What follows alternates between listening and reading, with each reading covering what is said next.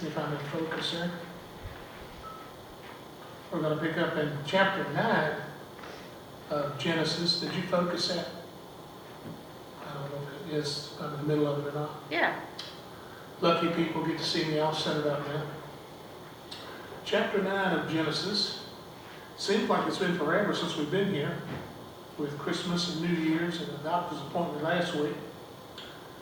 So we're past the flood now. And Noah and his sons are off of the ark. So we pick up in chapter 9, read the first 4 verses. And God blessed Noah and his sons, and said unto them, Be fruitful and multiply, and replenish the earth. And the fear of you and the dread of you shall be upon every beast of the earth, and upon every fowl of the air, upon all that moveth upon the earth, and upon all the fishes of the sea, and into your hand are they delivered. Every living thing that liveth shall be meat for you, even as the green herb I have given you all things.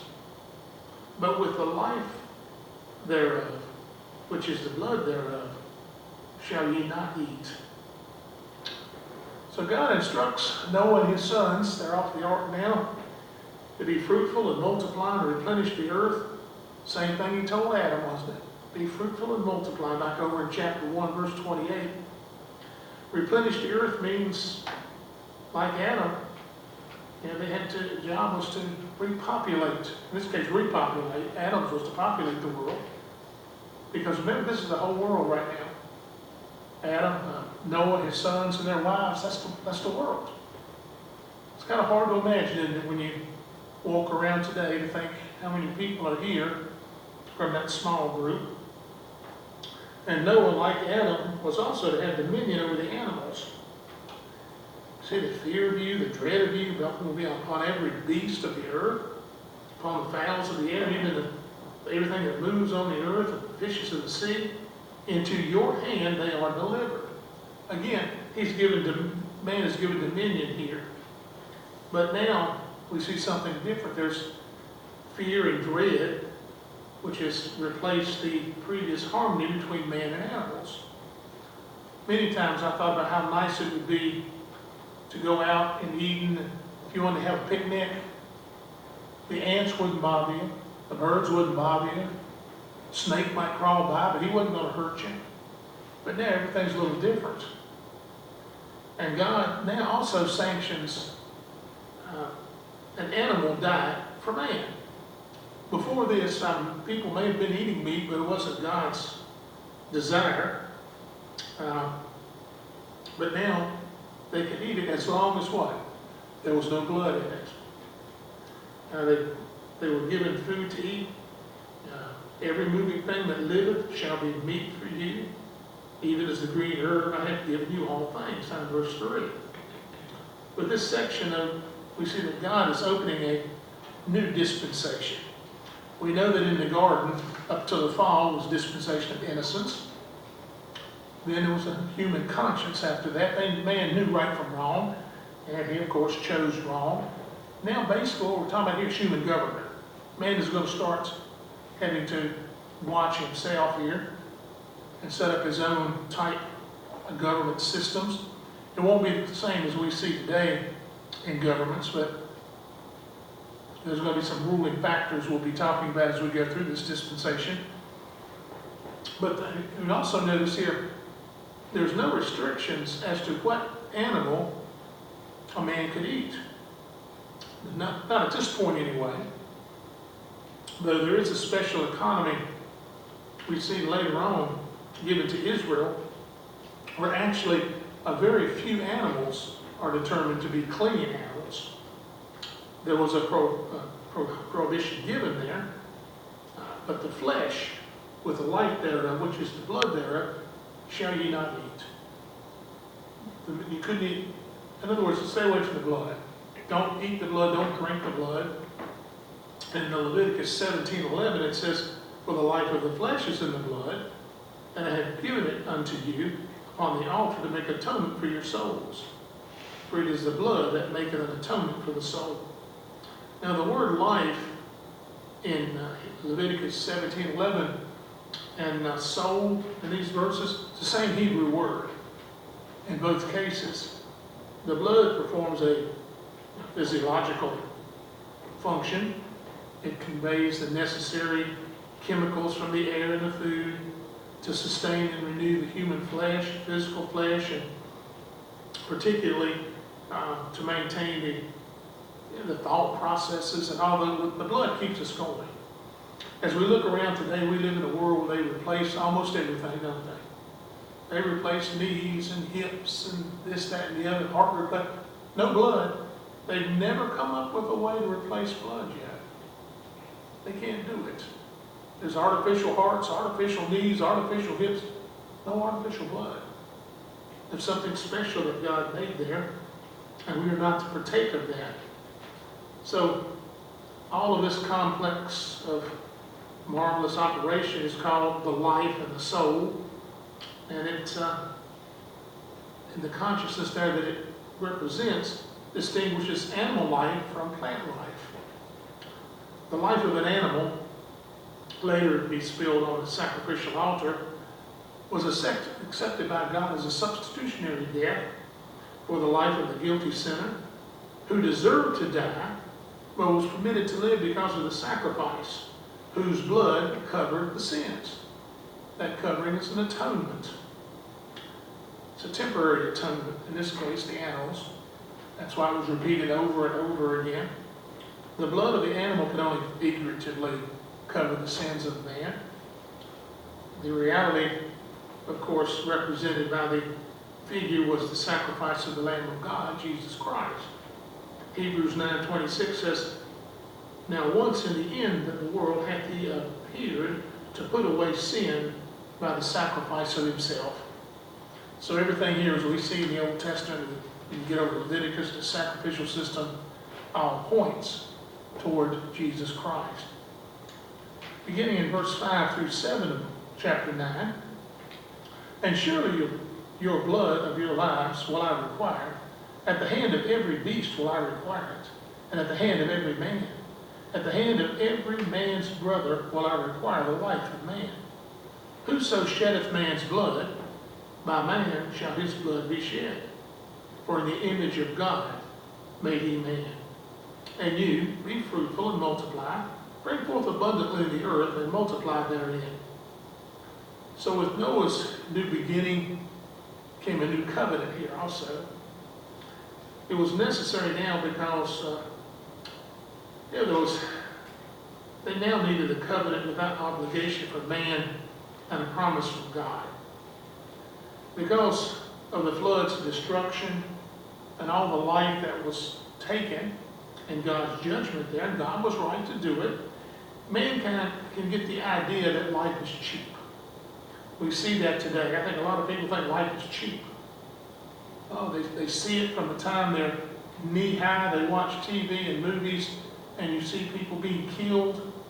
And there's one trick there. I don't know if I may have mentioned it over the years, but you may notice the fact that if you watch enough movies, you'll see the same fella get killed in movie after movie after movie. Now, we might not think much about that, but think of the effect that it will have on a young person. He sees this fellow get killed in this movie, and the next movie, there he is again. It kind of devalues the price of life. And with the flood, people might begin to think after that, well, God doesn't care about life, why should I? So, the flood, this covenant shows that the life is sacred. And man is not to destroy man who is made in the image of God. Man is not to take anyone else's life. This includes babies, by the way. You don't have to murder those either. In essence, this covenant was established to ensure the stability of nature. It helped guarantee the order of the world. People would also learn that human law was necessary for the stability of life, and that wickedness should not go unchecked as it had before. It's a lesson I think the world needs to learn today too. They need to go find out that wickedness cannot go unchecked. So this dispensation of human government is brought in. You see, now that they're responsible. Thou shalt, basically we'll find out, thou shalt not kill. That's what he's talking about here, not murder. And God spake unto Noah and unto his sons with him, saying, and I, behold, I establish my covenant with you, and with your seed after you, and with every living creature that is with you, of the fowl, and of the cattle, and of every beast of the earth with you, from all that go out from the ark to every beast of the earth. And I will establish my covenant with you. Neither shall all flesh be cut off any more by the waters of a flood. Neither shall any more be a flood to destroy the earth. And God said, this is a token of the covenant which I make between me and you and every other creature that is with you for perpetual generations. I do set my bow in the cloud, and it shall be for a token of a covenant between me and the earth. And it shall come to pass, when I bring a cloud over the earth, that the bow shall be seen in the cloud. And I will remember my covenant, which is between me and you and every living creature of all flesh, and the waters shall no more become a flood to destroy all flesh.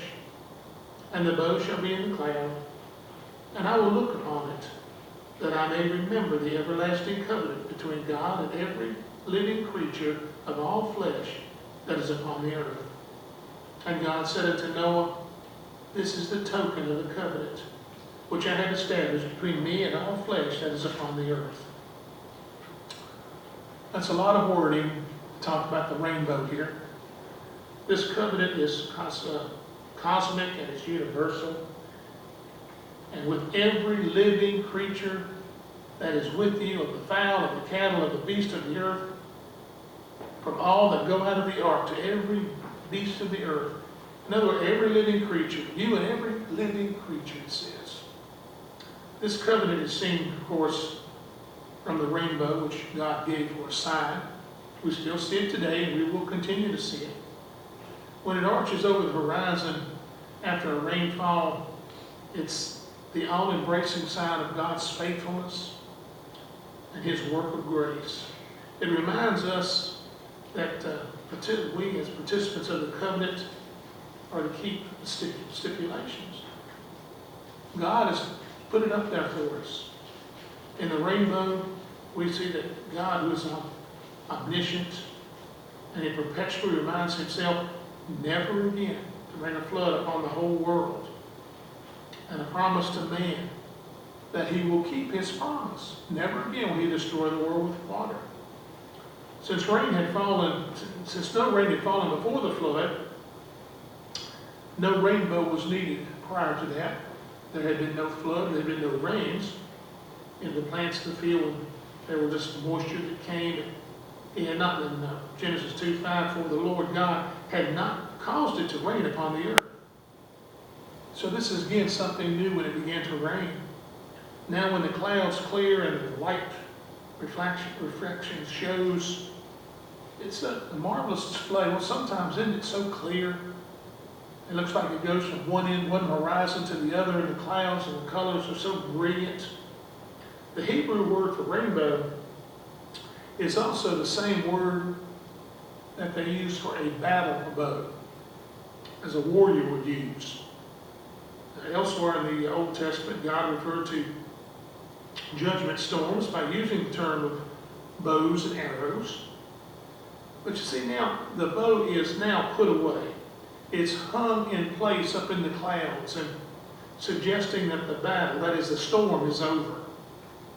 So therefore the rainbow speaks of peace.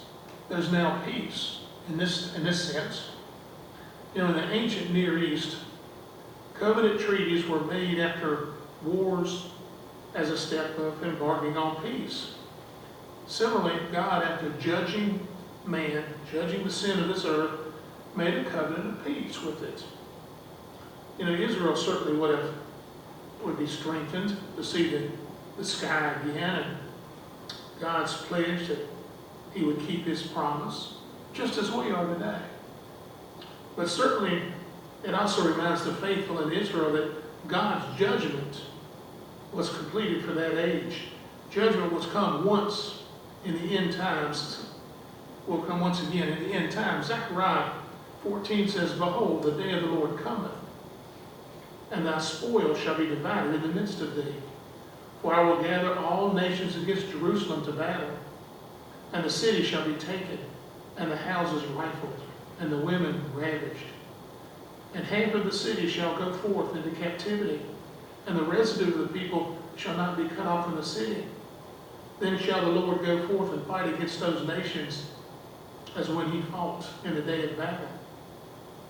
Which brings us to Revelation 19:15. Out of his mouth goeth a sharp sword, that with it he should smite the nations, and he shall rule them with a rod of iron. And he treadeth the winepress of the fierceness of the wrath of Almighty God. That has to be completed before we have the millennial peace.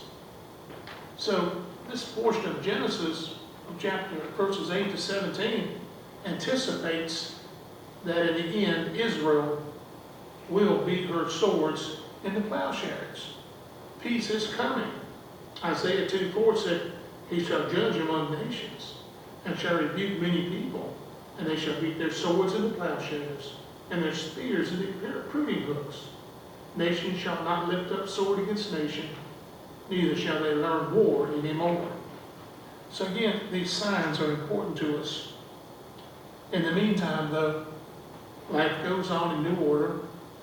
The divine will of forbearance, that's common grace, is at work right until the end. So God loves us. And I'm going to have to look and see how long this next section of notes is. Wow. I think I'm in a long section. I may have to... No, I can do this one, though, to be finished for the night. I'm going to be reading from verses 18 to 23. And the sons of Noah that went forth of the ark were Shem and Ham and Japheth. And Ham is the father of Canaan. These are the three sons of Noah, and of them was the whole earth overspread. And Noah began to be a husbandman, and he planted a vineyard. And he drank the wine and was drunken, and he was uncovered within his tent. And Ham, the father of Canaan, saw the nakedness of his father, and told his two brethren without. And Shem and Japheth took a garment, and laid it upon both sides of their shoulders, and went backward, and covered the nakedness of their father. And their faces were backward, and they saw not their father's nakedness. This passage has several interpretive problems that have always plagued Bible scholars. It's important to remember the purpose of the book, where the passage is a direct reference to the nature and destiny of the Canaanites, who were what? Israel's main antagonist. Those went forth of the ark are identified, but you notice a special note with Ham. Ham is the father of Canaan. From Noah's three sons, the whole world's population descended. The descendants of Shem were the Shemites, and from whom Abraham descended. Noah, meaning the man of the earth, it's been translated as husbandman, and began to plant a vineyard. Now here we have a situation. The question is, was there fermentation before the flood? There's some argument about whether it was or not. Perhaps it didn't ferment before. Maybe it surprised Noah that he could get drunk on the wine. And wine is said that to cheer the heart, over in Judges 9:13. And the vine said unto them, Should I leave my wine which cheereth God and man? Psalm 104:15. And wine that maketh glad the heart of man. Well, I've seen a lot of people who say they're glad, but that's not the glad the Bible talks about here. Proverbs 31:16 gives strong drink unto him that is ready to perish, and wine unto those who have heavy hearts. But wine has disturbing effects. We see the effects all over the world today. Here Noah's laying drunk and naked in his tent. Intoxication, sexual looseness are hallmarks of pagans, and both are traced back to this event in Noah's life. Man hasn't changed at all. With the opportunity to start a new creation, Noah acted like a pagan. Whether or not he understood it, that it was fervent or not, I don't know about that, but he acts like a pagan. And the basic question was Noah's youngest son, why did Noah curse Ham's son, Canaan? Did you notice the curse is going to be upon Canaan, his son? I want to tell you a lot of fanciful ideas about this. The rabbis, some teach that Ham castrated Noah, explaining why Noah had no more sons. I don't know. It's amazing how people can read these passages and come up with such interpretations. Others claim that Ham slept with his mother and therefore uncovered his father's nakedness, and Canaan was an offspring of that union. Again, where do they get these things? Others have said that Ham was involved with homosexual relations, an attack on his father. But the Hebrew expression here means what it says, and Ham, the father of Canaan, saw the nakedness of his father. He wasn't involved with Noah sexually, for in that case, the Hebrew would have been translated, he uncovered his father's nakedness. Instead, Noah had already uncovered himself, and Ham saw him that way. So, to the ancients, even seeing one's father naked was a breach of family etiquette. The sanctity of the family was destroyed, and the strength of the father was made a mockery when this happened. Ham apparently stumbled in on this accidentally. That's the way it kind of reads to me. But he went out and gloated, it seemed like, to his brothers. I think even if he went in unintentionally and found this, he comes right out and tells the brothers. So it seems that it's really a trivial incident that turns into a major event. So Noah's oracle that we'll be reading showed that nature of his three sons would be perpetuated by their descendants. In all but one of the verses in Leviticus 18, we see that Moses uses the causative form of the verb here to refer to the Canaanites in uncovering, and others nakedness. So the emphasis, it's kind of ludicrous, it's repulsive, immoral behavior that is going to be in the descendants of Ham. That comes from this picture. Ham's disposition toward his moral standard, he abandoned that. And so this immoral act is seen in his descendants, the Canaanites. And as we look at the Canaanites, we see that they were just this way. And I'm going to stop there, and we'll pick up in verse 24 next week, because verse 24 and beyond takes a little while. So you can cut that off. Everybody can get home a little early tonight.